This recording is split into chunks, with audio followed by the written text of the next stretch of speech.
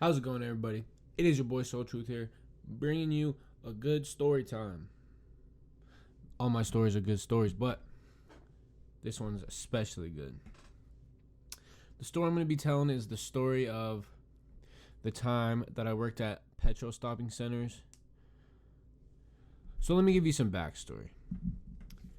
Back when I was a cashier for this establishment, my usual shift was 5 a.m. to 1 p.m. every day. Every day except Monday and Tuesday. Those are my days off. But don't remember what day of the week it was. But it was a weekend, I know that for sure. It was either Saturday or Sunday, obviously. One of these days, on the weekend, so the night before, my boss texts me and asked me to come in at 3 a.m. rather than 5. And at first I was like, no, there's no way. I didn't say this, but I was like, there's no way. Like, that's too early. But I was like, whatever, bro. Like, I want a good reputation at this job. So I do. I come in at 3 a.m. An hour passes. Nothing goes on. But at 4 a.m., my cousin Jason walks in next to this dude who I thought maybe they were co-workers or whatever. And so he walks in and buys a Powerade, and I ask him what he's doing, and he said he's taking his girlfriend to work. I'm like, oh, okay, cool. So I move on, like I forget about all that stuff. About 5 minutes goes by, and the guy who walked in with Jason, who at first I did not pay much attention to, but I did realize who he was. He walks past the thing, says nothing. He grabs these tire pressure checkers off the wall, because I did work at a truck stop, so it was like an aluminum bat, but it was a tire pressure checker, obviously.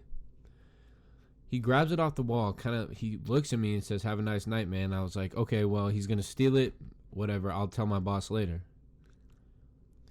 He walks up to the coffee machine, where unfortunately, of course, is the one blind spot that the cameras don't see. And there's these two ladies and a dude standing. Dude with the bat hits over the back of her head, hits this lady with the bat, knocks her on the floor, and he swings for her again, but fortunately there's this table out that we had where we had discontinued items that were 50% off. He hits that table and starts chasing the guy. Well, he's walking after him, but he was chasing him around the coffee island and the deli bar and stuff like that. And eventually, my coworker, they were a porter, meaning that they cleaned the bathroom. Anyways, my coworker comes up and is like, hey, stop it. Which I was very far away, and I was, not gonna lie, I was in shock. So I'm kind of standing there like, what am I supposed to do? Like, what am I supposed to do? So, like I said, I had nothing. I had no bat, no nothing. He had a bat, I had nothing. And those bats are not soft. Anyways, so eventually he asks to use the phone, not to me. He asked my coworker to use the phone to call a ride. But my coworker doesn't know that he had just got done hitting someone with a bat. So she lets him, but I didn't know this at the time because I was talking to a customer about what just happened. I was over at the other end of the store at that point. So when the guy calls a ride, about 10 minutes later, I get a phone call, and it's his mom crying on the phone asking where he was. And I told her, like, if he comes back, I'll tell him to call you, but he's not here. And I have not seen him since. I have not heard nothing about it. But I do know that he stole one of the coworkers at the truck shop, like where they work on the trucks. He stole the guy's truck. So now he's, assault, Grand Theft Auto, whatever. But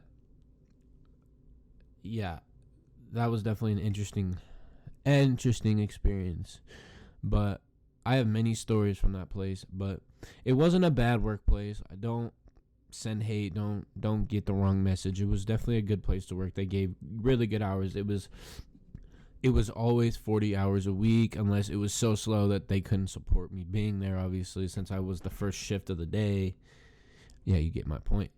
So, yeah, I talked to a few detectives here and there. I didn't have much information. Not much really went on. It was about a 30-second thing.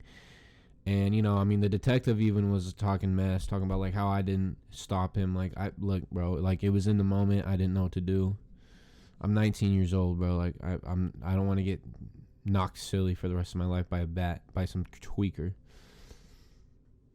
But with that being said, that is the end of the story. I hope you liked the clips that I put in the background. I hope you enjoyed the story. I sure didn't at the time, but now it's definitely, like, a good story to have. And, this has been your boy Soul Truth. Don't forget that I love you. Don't forget that. Signing off. Goodbye.